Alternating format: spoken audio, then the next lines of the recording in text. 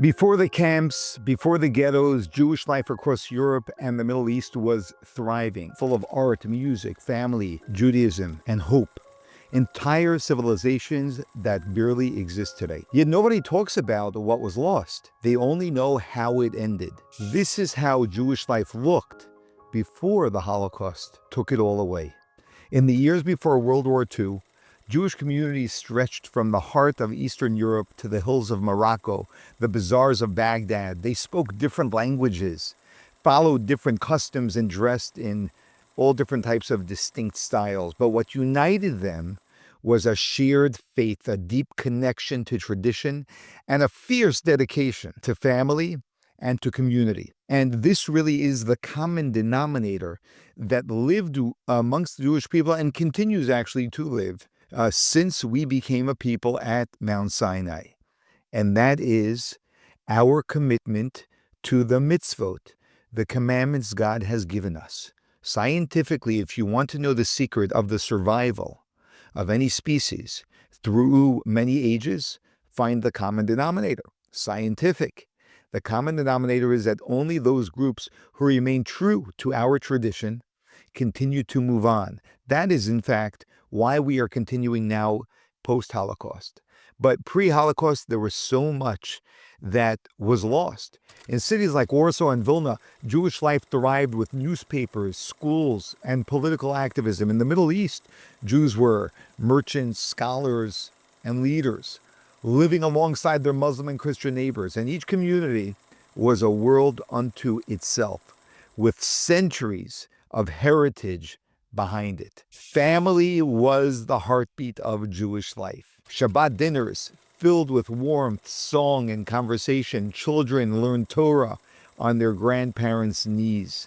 And even the simplest homes held the books treasured as their sacred objects. And indeed, the Jewish home still remains the most important place in Judaism, far more important than the synagogue, because it is in the home that we truly practice most of Judaism, the secret that makes us an eternal people. However, synagogues do play their role, and synagogues weren't just places to pray. They were centers for every Jewish town and village. They hosted weddings, funerals, arguments, and laughter. They rang with the voices of children studying and the chants of prayer echoing across generations. Education was a core value, as it continues to be today, but historically has been for the Jewish people.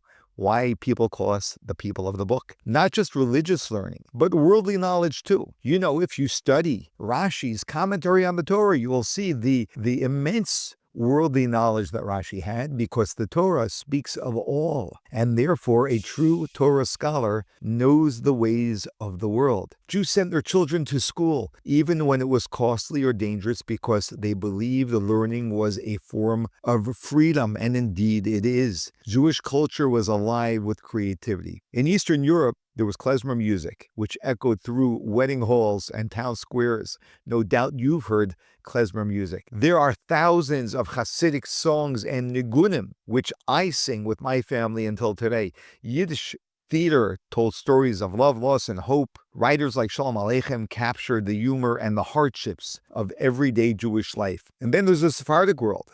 Ladino songs passed down through generations, and they told tales of exile and longing. In Baghdad, Jewish poets and musicians were celebrated as cultural leaders. Everywhere Jews lived, they created.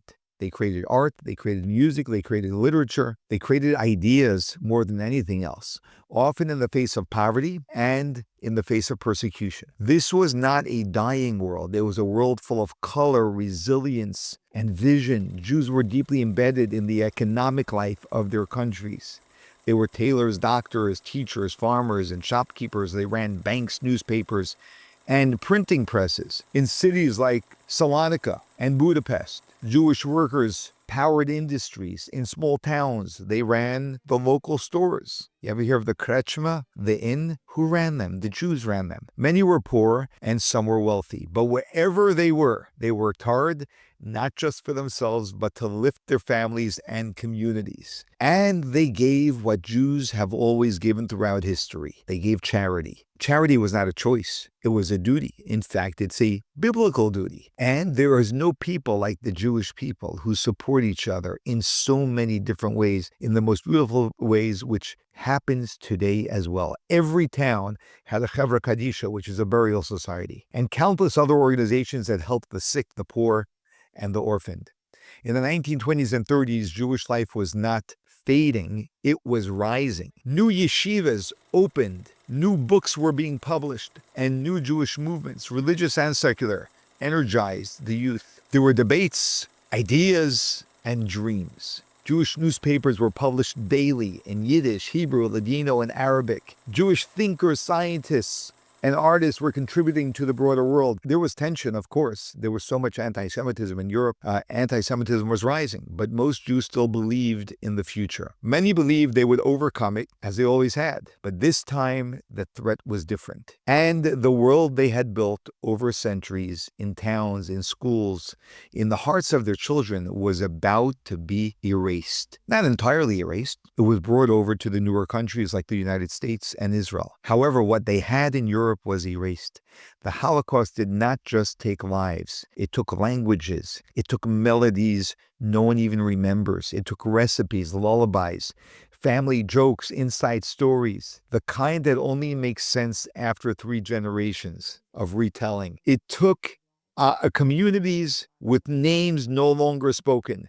Villages that had existed for 500 years disappeared in one season. Great Torah scholars, unknown poets, proud mothers, and playful children, all gone. A spiritual world, a cultural world, a human world vanished. When we remember the Holocaust, we must also remember what came before it. Not just how Jews died, but how they lived. With dignity, with faith, with laughter, with struggle, and with song. We must remember the wholeness of what was taken. And we must carry it forward. Every Jewish melody sung today and every holiday celebrated, every Shabbat candle lit, is an act of resistance, a way of saying, we remember, we are eternal, we always rebuild.